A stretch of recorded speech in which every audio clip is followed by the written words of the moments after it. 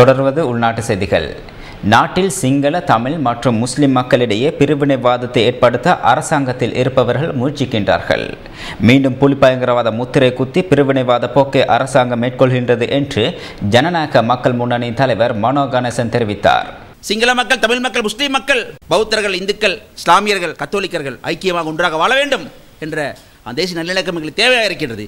ஆனால் நல்லிணக்கத்துக்கு இருக்கக்கூடிய ஒரே நிபந்தனை, முதல் நிபந்தனை சமத்துவமாக இருக்க வேண்டும். மொழிகள் மத்தியிலே, மதங்கள் மத்தியிலே, இனங்கள் மத்தியிலே சமத்துவம் இருக்க வேண்டும் கூறி வைக்க விரும்புகின்றோம். சமத்துவம் இல்லாத காரணத்தினாலே தான் இந்த நாடு தேசிய நல்லிணக்கத்தை இழந்து தவிக்கின்றது. உண்மையிலேயே இந்த நாட்டிலே இன்று நாட்டை பிரிக்க வேண்டும் என்று கூறி சிங்கள பௌத்த மக்களை ஒருபுறம் எடுத்து சென்று தமிழ் முஸ்லிம் மக்களை ஒருபுறம் தள்ளி ஒதுக்கி வைக்கும் அந்த போக்கு, அந்த பிரிவினவாத போக்கு எதிர்க்கட்சிகள் மத்தியிலே கிடையாது, இலங்கை அரசாங்கத்துக்குள்ளே தான் இருக்கின்றது. இன்னமும் மீண்டும் மீண்டும் புலி பயங்கரவாதத்தை பற்றி பேசி புலி முத்திரை குத்தி மீண்டும் இந்த அரசாங்கம் தெளிவான முறையிலே பிரிவினவாத போக்கை முன்னெடுத்து செல்கின்றது.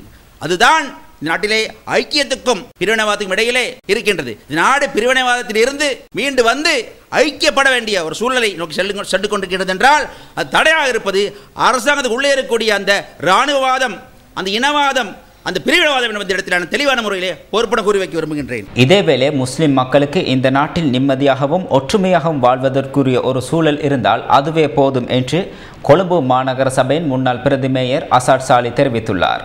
நாங்கள் புதுபல சேனா இயக்கம் முஸ்லீம்கள் மத்தியில் பெரும் அச்சுறுத்தலையும் பிரச்சனையும் உண்டாக்கி கொண்டு போகிறத நாங்கள் பார்த்து கொண்டிருக்கிறோம்.